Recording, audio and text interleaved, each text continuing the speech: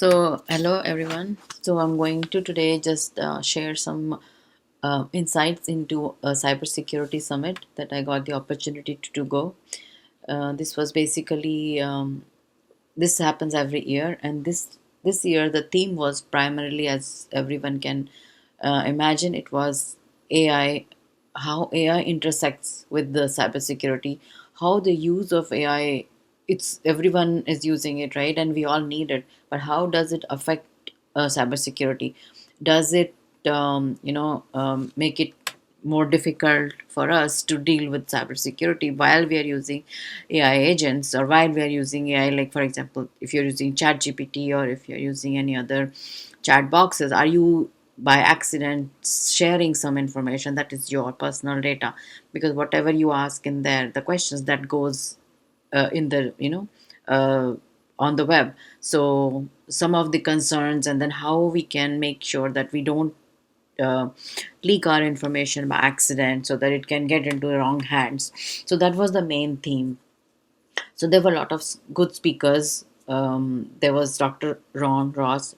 He's ex NIST. He's basically a legend in cybersecurity space. So he talked about some of this, and then there was, I will share some slides and some data that I captured. Some people came over and from Horizon, and they were talking about the pen testing and importance. So I will start with that. So wh- what is pen testing, right? It is something that is very important for every organization. Pen testing, or you can call it penetration testing. So it's kind of a simulated, cyber attack. So it's kind of a simulation that many organizations run, and there are vendors and companies who can help it. So basically, you try to find what they try to do. They try to find and exploit any vulnerability in the network, in your system, anything that can harm. And that's basically with the mindset like what a hacker would do. So some of the things that they shared was what an attacker will look for is a vulnerability. So are you have if any vulnerability you have in your system, the first step is to get rid of it. So these can be in the VMs, this can be in your software network, in the packages that you use. So every time you have to patch them, and most importantly, if you're using any open source, that is the first place where these vulnerabilities and malicious code can get in. So you have to have security over there itself. And then next thing is that you have to make sure that, right, we are always monitoring our system, we are always monitoring our environment. And then when anything happens, we should have a plan to react. So one of the important things is that these simulations and these pen testings, what they help us is, if as an organization, to understand that, okay, if it happens, how do we prevent it? So basically, if because even if there is no plan, uh, then when it happens, it can be very chaotic. Similarly, there were also talks about some tabletop exercises. A lot of organizations do, like DR failovers. It should be simulated just as it actually is happening, so that everybody can jump in, and they can actually react as they would. Otherwise, it will when it actually happens, it can be very chaotic. So this was something that was discussed, and a lot of good information was shared. So I'm sharing two slides. And then they were also talking, so vulnerabilities, I was saying, right, vulnerabilities is a key problem. So so everywhere, wherever, we have to make sure that we have a vulnerability management. So in my other some of my older sessions, sorry, in my old sessions during in this YouTube channel, I have shared a lot of information about getting vulnerabilities out of the containers, getting vulnerabilities, because I'm focusing on, let's say, containers in this and Kubernetes. So how do we get rid of vulnerabilities in a container image? Or how do we make sure that our container which is running is secure, and it shouldn't be run as root, or it shouldn't have any extra packages that can cause an attacker, if he gets into the container, they can actually get to the system. So some of those things, can we that's how we can prevent it. And then there were some various people, they talked about, like, what are the 5 C's of risk and compliance management. So every time, in the AI era, when you're talking about security, the main thing is clarity. So everybody has we have to have a clear plan, a clear documentation and steps on what should be, how should we be doing stuff. And then collaboration, of course, it has to be between different folks, different teams within the same organization, and we have to have controls so that how do you manage stuff, how do you have security controls and protocols, you have policies. And business continuity is very important, right? Because that means your business should always it should be always up, right? You cannot have it customers affected, if it's down. And of course culture, because if there is a culture of everybody focusing on business continuity, security, even using AI, but they can still make sure that they're doing it the right way. So that's what is important.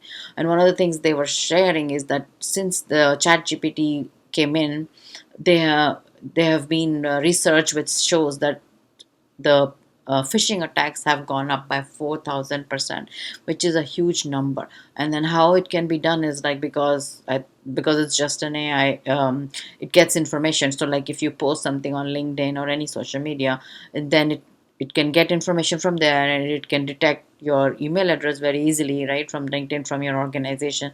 And then if you're connected with your other peers within the organization, it can figure out all that information, and then it can send some spam emails. So, and sometimes if the email can phishing emails look so real that it says, oh, this is a form that you have to fill, it's coming, and it will say it coming from your organization. So until you're very clear about, if you're not if you're not sure, you read every, at least make sure that we read the from and the subject and all. Because if you click it, that's it, that's how that will get your information. So that was something that was shared, which is very interesting, because in our day-to-day lives we don't we are so busy in our own doing our own stuff and fixing and working on our own stuff that we forget that phishing is one of the things that's very easy and is very popular, because anyone can the nobody can stop, right? Emails will always come. So, and that can be the first place where you can get hacked. So that was another thing that was shared. And then also there were people from like they talked about zero trust, right? What is zero trust in the age of generative AI? Because today in the age of generative AI, the data has transcended its role as it's a valuable asset, right? Every data is our key. Even AI models, they all use data. It's the training data. The more data we have, the better the results are. But then with the data, right, we have a challenge that, okay, the data should be good. It shouldn't be like a data leaked from one of the of the people, of a personal data or some of the stuff that can affect, that can actually be leaked, and then it will be basically affecting the security of the system. So then that's how where AI intersects cybersecurity. So in this case, if you see what they were sharing here, is I hope it's clear. So some of the challenges for public AI is controlling how. So this is for the organizations, like, so everybody, that's why a lot of organizations, they won't allow anybody using chat gpt other stuff in their organizations. It's blocked. So basically they will only allow stuff after they have vetted it, so that the people cannot use it on their company laptop, because that's where the information can get out. And also because this is a simple example in where they were sharing, for example, I'm writing a Python code, and if I want to ask ChatGPT how to fix it, then if I share my own code, right, and then ChatGPT will take it and will give me a better version. But you see that what it'll do is it has my source code. So that is some of the simple thing people can make mistakes with. So that's why these are many challenges which people don't even realize, but it's going out there. And another important thing is, well, people are using AI, it's very important to have AI governance. If you see this pillar that they talked about, um, this pillar is basically AI governance. It should come below AI runtime, and we know that the base is our technologies, our infrastructure stack. But then governance is what that controls, like what we do and how we do it. And then there were some data talks about AI driven threats across the attack chain. So stuff like how we are delivering what the malware, and this is the credentials. This is another thing. That's why a lot of organizations are weird. Everything we do is multi-factor. Even in our local usage, if you're having an app, if you're logging into your bank account, everything has to be multi-factor. It's at least a layer of security if you simply use, because credentials can be very easily, somebody can hack and grab them. So multi-factor is basically it sends. So one of the things is it sends. A lot of people we do is we send text to our phones. It's called OTP, and but that can also be hacked, right? If somebody, so some of them were suggesting to use like is the authenticator, the authenticator app. So it basically that's because it's on your phone. It sends a number, so that is a code that you need. So that is a good thing. One of them, they were also there are also talks about using some other techniques completely off, of not using user ID password, like using some other technique like a key that can be used. Like a lot of organizations have moved over to that. So there are a lot of depending on what organizations suggest, but there are a lot of talks about that. And then people can, your data is most important. So stealing data is something that hackers will do. So that is, we have to protect our assets, we have to protect data, and also everything should be SSL, right? Everything should be secure.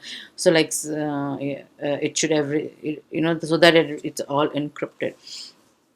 So what is needed for strong private AI security is visibility.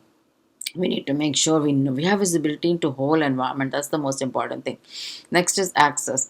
So basically access should only be given to whoever is needed. That's called that's the rule of giving minimum access. Start with minimum access. And then security, basically make sure that everything is it's blocked. It's only we are allowing stuff that is actually required, otherwise everything goes through firewall. And there are sites which are always whitelisted, otherwise everything is not reachable. And then also the content moderation, right? Like secret NPI detection, the code, all that. So there was some of the good talks about that.